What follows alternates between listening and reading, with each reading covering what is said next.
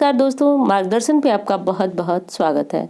दोस्तों आज मैं बात करूंगी सिंदूर के बारे में और सिंदूर और सिंदूरा।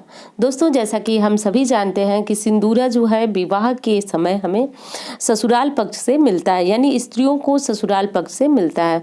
और दोस्तों ये एक बहुत ही पवित्र चीज़ मानी जाती है। जैसा कि आप सभी जानते हैं कि विवाह में समस्त देवी देवताओं को साक्षी मान करके और उसी समय पति द्वारा हमको सिंदूर जो है वह ग्रहण कराया जाता है।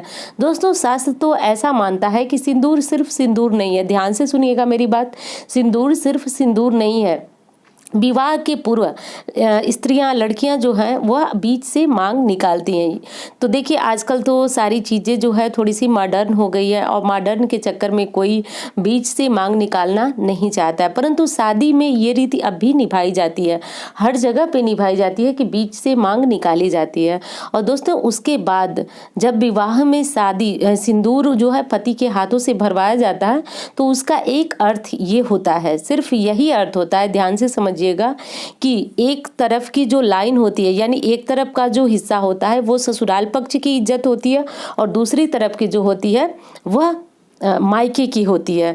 दोस्तों ऐसा माना जाता है, आपने भी सुना होगा कि लड़कियां मायके और ससुराल दोनों पक्षों की इज्जत रखने वाली, पति रखने वाली मानी गई हैं। तो और इनको जोड़ने वाली जो लाइन होती है वो बीच की हमारी मांग होती है और इस मांग में पति द्वारा जो है सिंदूर भरा जाता है और सिंदूर के साथ साथ सिंदूर भरने से ये दोनों लाइनें जो है वह आपस में मिल जाती हैं।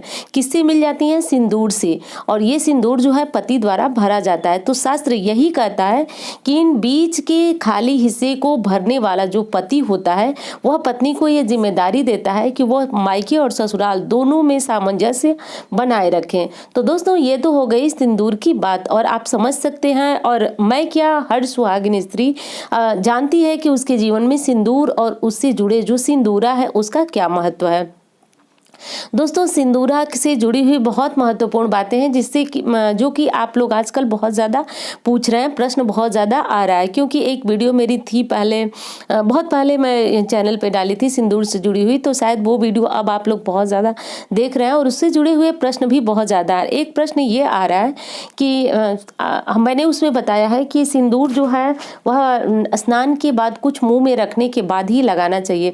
तो बहुत सारी हमारी बहन लोग पूछ रही हैं कि सिंदूर जब हम मुंह में कुछ रखें तो फिर पूजा कैसे करें।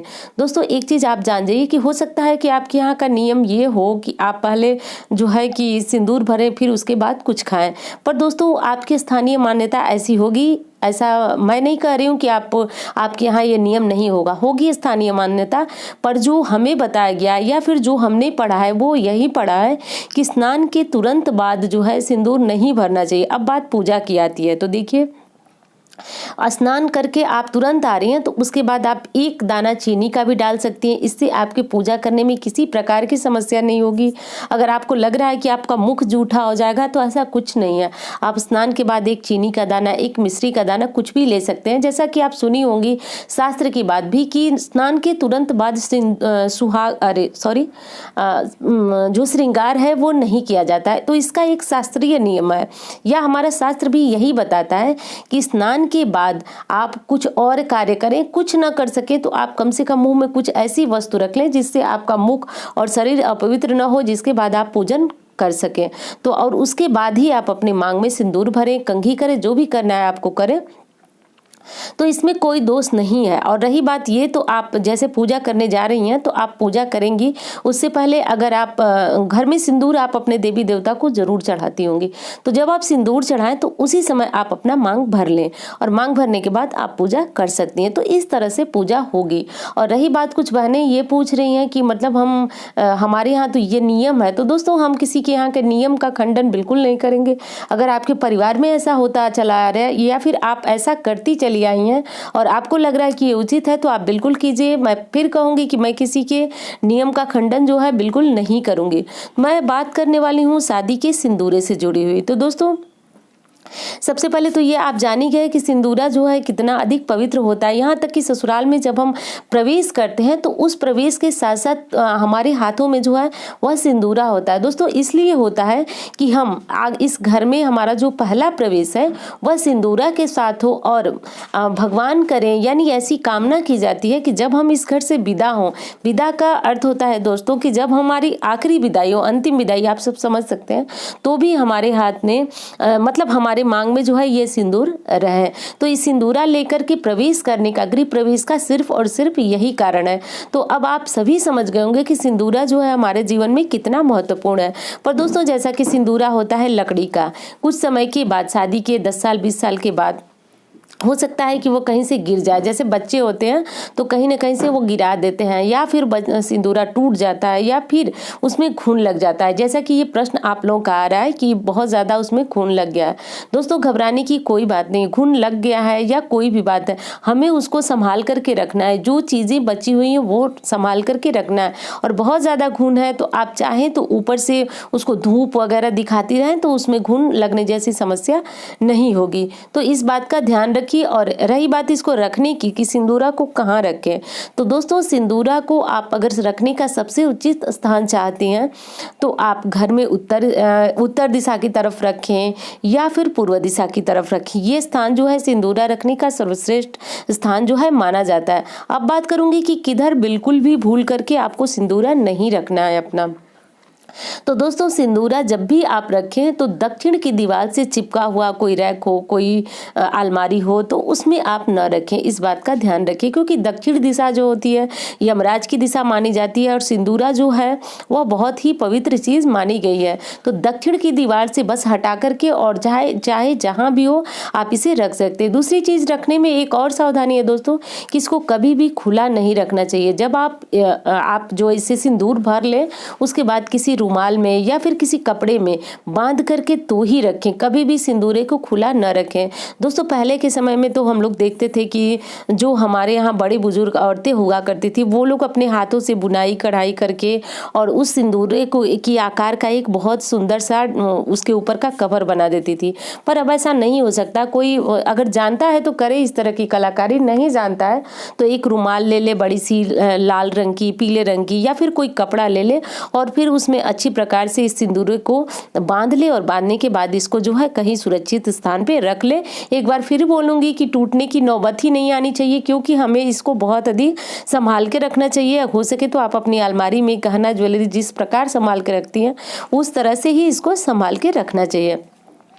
अब दोस्तों प्रतिदिन में अगर आप इस सिंदूर को लगाना चाहती हैं तो ये संभव नहीं है, क्योंकि मैंने अभी भी कहा कि सिंदूरा जो है काफ़ी पवित्र होता है। दूसरी चीज़ है कि पीला सिंदूर जो है आपके यहाँ की स्थानीय मान्यता जो भी हो, बहुत अधिक मुझे नहीं पता है क्योंकि आप लोग हर जगह से मेरी वीडियो देखते हैं तो फिर नहीं पता मुझे, लेकिन जो शास्त्र की बातें हैं मैं वो बताऊँगी। अगर वो आप सभी मानेंगे तो ये सबके लिए बहुत अधिक लाभप्रद है और इसी प्रकार से करना चाहिए। तो देखिए पीला सिंदूर जो है गुरुवार के दिन नहीं भरना चाहिए, और हमारे सिंदूरे में जो है वो पीला सिंदूर ही भरा होता है। तो पीला सिंदूर होता है तो उसको हमेशा नहीं लगाना चाहिए आपको। इसको सिंदूरे को जो है विशेष त्योहारों पे ही निकालना चाहिए, जैसे तीज हो गया, चौथ हो गया, करवा चौथ हो गया, छठ पूजा हो गई, यानी जो त्योहार होते हैं उन पे आपको इसी सिंदूरे से मांग भरनी चाहिए। ये बहुत ज़रूरी है। ऐसा करने से पति जो है वह दीर्घायु होते हैं। तो कम से कम आप इस सिंदूरे को जो है त्योहार पे ज़रूर निकालिए। इससे आप उसकी रख रखाव का भी ध्यान कर देंगी, और इससे सिंदूर लगाना दोस्तों बहुत अधिक शुभ भी माना जाता है। अब कोई आपको लगता है कि सिंदूर जो है वह जो है ऐसी कोई चीज़ है, बहुत सारी हमारी बहनें पूछ रही हैं कि सिंदूर को जो है हम अलग निकाल के रखें, सिंदूर जूठा हो जाता है। ऐसा दोस्तों सिंदूर अपने आप में ही इतना पवित्र होता है कि वो कभी भी जूठा नहीं होता है। और पीरियड्स के दिनों में आप इस सिंदूर को और सिंदूरे को बिल्कुल भी नहीं छुए। दोस्तों सिंदूरा क्या, आपको कोई भी जो सिंदूर होता है, देखिए सिंदूर जो होता है ऑरेंज कलर, जो पीला वाला सिंदूर होता है उसकी मैं बात कर रही हूँ, और एक जो होता है वह लाल रंग का, जिसको कहीं कहीं पे रोली भी बोला जाता है या फिर लाल सिंदूर के नाम से भी जाना जाता है। तो वो सिंदूर आप पीरियड्स के दिनों में भी लगा सकते हैं, क्योंकि अगर आप नहीं रह देखिए पहले के समय में तो जो बड़े बुजुर्ग थे वो यही बताते थे कि इन दिनों में जो है आपको 3 दिनों तक बिल्कुल सिंदूर नहीं लगाना है। लेकिन अब जो है परिस्थितियां बदल चुकी हैं, सबको बाहर जाना है, ऐसे सुनी मांग, जो लोग हमेशा सिंदूर भरते हैं नहीं जा सकते हैं, तो फिर उन लोगों के लिए ये एक लाल सिंदूर आता है जो कि पूजा वाला सिंदूर होता है, जो पूजा में हम लोग चढ़ाते हैं। उसको कहीं एक तरफ आप अक्सर लोग दैनिक जीवन में वही सिंदूर प्रयोग करें, तो उसको आप थोड़ा सा लगा लीजिए। नहीं तो पहले के समय में स्त्रियां जो है 3 दिनों तक कंघी नहीं करती थी और 3 दिनों तक सिंदूर भी नहीं लगाती हैं। लेकिन अब जैसा कि स्थितियां बदल गई हैं, तो आप लोग भी ऐसा कर सकते हैं, ये उचित है और शुभ भी है, तो ये काम कर लें आप। और दूसरी चीज़ है कि आपको अपने सिंदूर लगाते समय हमेशा सर को ढक के ही रखना है और कोशिश करें कि जितनी कम से कम भीड़ हो, यानी आप भीड़ भाड़ में सिंदूर लगाने से बचें। दोस्तों ऐसा कहा गया है कि सिंदूर को एकांत और अकेले स्थान में ही लगाना चाहिए, और जब भी लगाएं आप तो सर पे कोई ना कोई कपड़ा रख लें। अब एक चीज़ और आती है, आप लोग पूछते हैं सिंदूर खड़े होकर लगाएं या बैठ करके लगाएं, तो बैठ करके मांग भरना ही विशेषकर शुभ होता है। तो आप बैठ जाएं और आराम से सर के ऊपर साड़ी, दुपट्टा, पल्लू जो भी हो आप रख लें, और रखने के बाद जो है आप सिंदूर लगाएं। और सिंदूर लगाने के बाद दोस्तों अगर आपके यहाँ कोई बड़ी बुजुर्ग महिला है तो आप उनका पैर भी जरूर छुएं। इस बात का ध्यान रखें कि जब आप कंघी करें, सिंदूर लगाएं। दोस्तों ये नियम जो है बहुत आपको लगते हैं बहुत साधारण से है, पर ऐसा ये साधारण नियम नहीं है दोस्तों। शिव पुराण में लिखा गया है कि किसी का आशीर्वाद ग्रहण करना ये अपने आप में ही बहुत बड़ी एक ताकत होती है, किसी से आशीर्वाद लेना। तो उसके लिए एक बहुत अच्छा ये उपाय है कि आप जब सिंदूर लगा रही हैं, घर में कोई सुहागिन बड़ी महिला है, सास है, जेठानी है, ननद कोई भी है, तो आप उनका पैर छू लें, उससे आपका सिंदूर जो है वह दीर्घायु होगा। इस बात का आपको ध्यान रखना है। अब दोस्तों बहनें पूछ रही हैं कि दिन में कितनी बार जो है सिंदूर लगा सकते हैं। तो दोस्तों दिन में देखिए बहुत अधिक बार सिंदूर लगाना, कंघी करना, ये चीज़ें अच्छी तो नहीं है, लेकिन अगर आप बहुत बार करना पसंद करती हैं तो कोशिश करें कि बहुत बार छोड़ करके कम से कम आप 2 बार इस कंघी को करें। वैसे एक बार ही अगर आप अच्छी तरह से बालों को जो भी आपको जिस तरह की आप हेयर स्टाइल करती हैं कर लें, एक बार सिंदूर लगा लें तो ये ज़्यादा उचित होता है। लेकिन अधिक से अधिक आप 2 बार सिंदूर जो है वह भर सकती हैं, इस बात का ध्यान रखें। 2 बार से अधिक जो है सिंदूर नहीं भरना चाहिए। अब दोस्तों सिंदूर से जुड़ी हुई एक बात और है कि सिंदूर जो है हमें न तो किसी और का प्रयोग करना चाहिए, न स्वयं का किसी और को देना चाहिए। जैसे कि बहुत सारी स्त्रियां जो होती हैं एक साथ जो है कि तैयार होती हैं शादी ब्याह और उत्सवों में, तो उसमें क्या होता है कि सारी चीज़ें जो है वो हम लोग एक दूसरे का लेकर के तैयार होते हैं। तो सारी चीज़ें अगर आप ले लेती हैं तो चलिए ठीक है, लेकिन आप सिंदूर न किसी को दीजिए और न स्वयं किसी को अपना सिंदूर दीजिए। इस बात का आपको ध्यान रखना चाहिए। तो दोस्तों सिंदूर से जुड़ी हुई काफ़ी महत्वपूर्ण बातें थी जो हर सुहागिन स्त्री को जानना ही चाहिए, और उम्मीद करती हूँ वीडियो आपको बहुत पसंद आएगी। मिलती हूँ इसी तरह की वीडियो के साथ। धन्यवाद।